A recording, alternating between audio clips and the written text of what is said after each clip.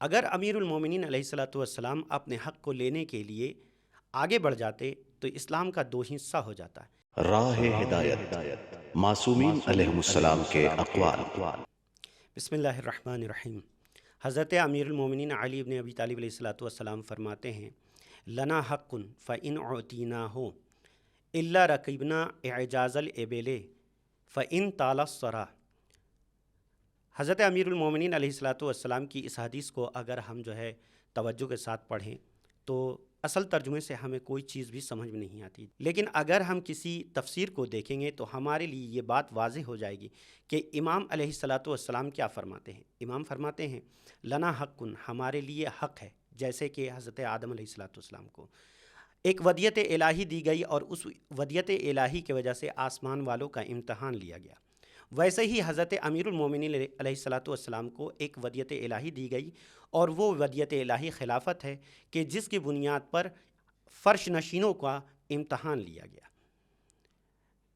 اگر ہم غور سے دیکھیں گے تو امام فرماتے ہیں فَإِنْ أُعْطِينَاهُ، اس اوتیناہوں میں بہت ساری باتیں چھپی ہوئی ہیں۔ مثال کے طور پہ کہ سوال یہ ہے کہ اگر وہ ہمیں دے دیا جاتا، یعنی اس کا مطلب یہ ہے کہ امیر المومنین مجبور تھے یا مجبور نہیں تھے؟ اگر مجبور تھے تو کس بنیاد پہ مجبور تھے؟ اس کا جواب یہ ہے کہ امیر المومنین علیہ الصلوۃ والسلام اپنی حق کو اگر لینے کے لیے آگے بڑھ جاتے تو مسلمانوں میں تفریق کا سبب بنتا۔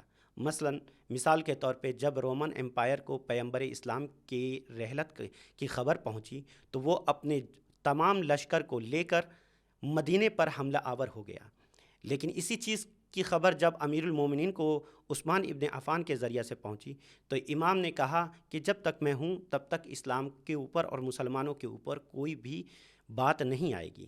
امام علیہ الصلوۃ والسلام رومن امپائر کے جواب میں سب سے پہلے آئے، اور جب رومن امپائر نے اس کو دیکھا، امیر المومنین علیہ الصلوۃ والسلام کو دیکھتا ہے تو وہیں سے وہ الٹے پاؤں واپس چلا جاتا ہے۔ مثال کے طور پہ اگر ہم دیکھیں تو ابو سفیان بھی اسلام کا سخت ترین دشمن تھا۔ تاریخ میں یہ ملتا ہے کہ ابو سفیان کئی مرتبہ امیر المومنین علیہ الصلوۃ والسلام کے پاس آتا ہے اور آ کر کہتا ہے کہ اگر آپ چاہیں تو ہم ان گلیوں کو اپنی لشکر سے بھر دیں گے، لیکن آپ اپنے حق کو لیجئے۔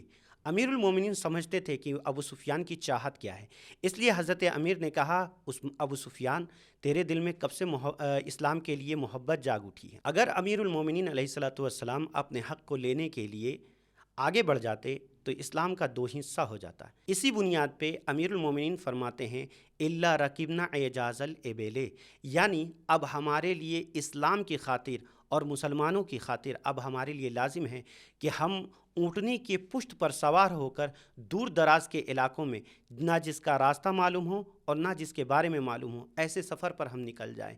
یعنی یہ ساری چیزیں صرف اور صرف حق کے امیر المومنین علیہ الصلوۃ والسلام کی وجہ سے ہے۔